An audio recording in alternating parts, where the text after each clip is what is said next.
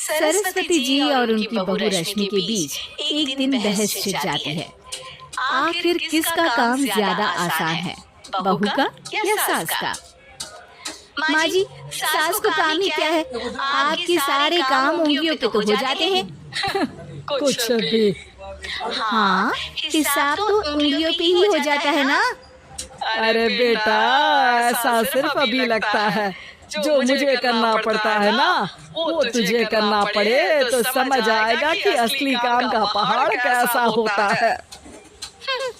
ठेले बराबर वजन भी नहीं है आपके काम में, हर बात पहाड़ों के वजन की कर रही हैं आप। तू ऐसा करती ही क्या है घर में बेटा, ये तो बता मुझे। मैं थोड़ी ना कुछ करती हूँ, सब जादू से हो रहा है इस घर में। अरे एक दिन मेरा काम करोगी तो समझ आएगा। Okay okay, shut up. कल से मैं घर के काम करूंगी और तू मेरी जगह हर चीज का हिसाब रखना, ठीक है? ठीक है, ये भी कर लेते हैं। ये सास बहू की डील के बारे में रश्मि के पति अमन को नहीं पता था और ना ही अमन के पिताजी सुरेश को। पर गेहूं के साथ साथ जैसे घूम भी पिस जाता है, ये दोनों भी पिसने वाले थे। सुबह अमन उठकर रेडी होता है ऑफिस जाने के लिए, तो पता है उसके कपड़े नहीं निकले हुए हैं। अरे रश्मि, तुमने मेरे कपड़े नहीं निकाले? अपनी माँ से पूछो ना, उन्हीं का काम है ये। अमन अपनी माँ के पास जाता है। अब मेरे कपड़े आज आप देने वाले हो क्या माँ? हाँ, देना तो मुझे ही चाहिए, पर तेरी बहू ने कपड़े धोने ही नहीं डाले, तो कोई भी धुला हुआ कपड़ा नहीं है बेटा। हैं? ऐसा क्यों? कपड़े तो धोने आप ही देते हो ना माँ? अरे बहू ने तुझे बताया नहीं, अब हम अदल बदल गए हैं।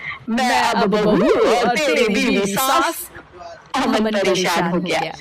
वो बिना इस्त्री के कपड़े पहनकर ऑफिस चला गया।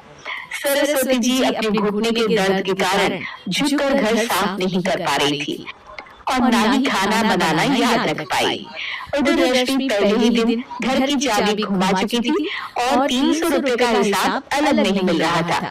पर दोनों का ही घमंड कैलाश पर्वत से भी बड़ा था और दोनों ही खेल में एक दूसरे की बात मानने को बिल्कुल तैयार नहीं थे।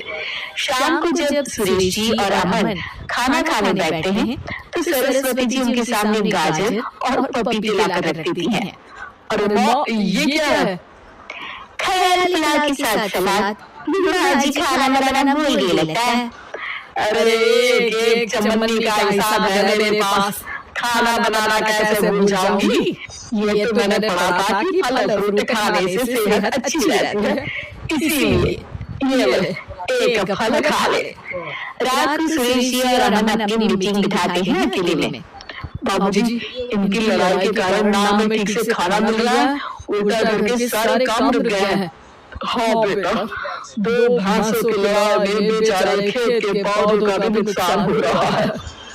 पर पापा, क्या बताऊं आपको, मैंने माँ को इस महीने की दूसरी तारीख को बिजली के बिल के पैसे दिए थे। आज बिल भरने के लिए मांगने गया तो पता चला कि रश्मि उन पैसों से गैस सिलेंडर ले आई। अच्छा, तो सिलेंडर के पैसों का क्या हुआ? सिलेंडर के तो कोई पैसे नहीं थे बाबूजी, हमारे घर पर गैस की पाइपलाइन लगी है ना। बेटा, इन दोनों को कुछ करना पड़ेगा, नहीं तो अपने घमंड के चक्कर में पूरा घर बर्बाद कर डालेंगे ये दोनों। अमन और सुरेश जी काफी सोच विचार के बाद एक निष्कर्ष पर पहुंचते हैं। रात ही को दोनों अपनी पत्नियों की अलमारी से नई साड़ी निकालते हैं और सुबह जब रश्मि और सरस्वती जी उठते हैं तो देखते हैं कि दोनों पति साड़ी पहनकर चौराहे पर सब्जियां काट रहे हैं। अरे ये सब क्या हो रहा है? क्या हो रहा है मतलब? आप दोनों अदल बदल हो सकते हो तो हम क्यों नहीं? अरे क्या मतलब? नहीं नहीं, मेरी भी बचपन से किसी की बहू बनने की इच्छा थी, तो आज से सरस्वती तुम बड़ी बहू, मैं मिडिल बहू और अमन छोटी बहू। अरे लेकिन सब घर पर बैठ जाएंगे तो कमाएगा कौन? ये घर कैसे चलेगा? अब वो तो भैया या बाकी लोग जाने। अब हमने भी अदल बदल कर ही लिया है तो कुछ नहीं हो सकता। रश्मि और सरस्वती जी को समझ में आ जाता है कि उन दोनों की आपस की डील की वजह से इन दोनों को बहुत तकलीफ हो रही है और उनके ईगो ने दूसरों को कितनी यातनाएं दी है। असल में माँ जी आप सही थी, सास बनना बहुत मुश्किल है। अरे हाँ बेटा, और तू भी, मुझसे तो नहीं हो पाया सब घर के काम, वापस बदल ले क्या? हाँ बिल्कुल माँ जी, और अब आप दोनों भी बदल लीजिए। कोई आ गया तो आप दोनों को देखकर क्या सोचेगा? अच्छा है, आप दोनों के समझ में ये बात तो आई, मैं फटाक से कपड़े बदल लेता हूँ। अब रुक जा बेटा, एक फोटो ले लेती हूँ तेरी, मेरी बेटी होती तो तेरे जैसी ही दिखती साड़ी में, और मेरा फोटो नहीं लोगी? इंस्टाग्राम सब चलावे रे, हमरा मूड खराब हो रही है, इंस्टाग्राम करने चला फोन की इंस्टाग्राम कने हम यूट्यूब में ढुकला रेडी नहीं। अरे बात का पता चले जाओ।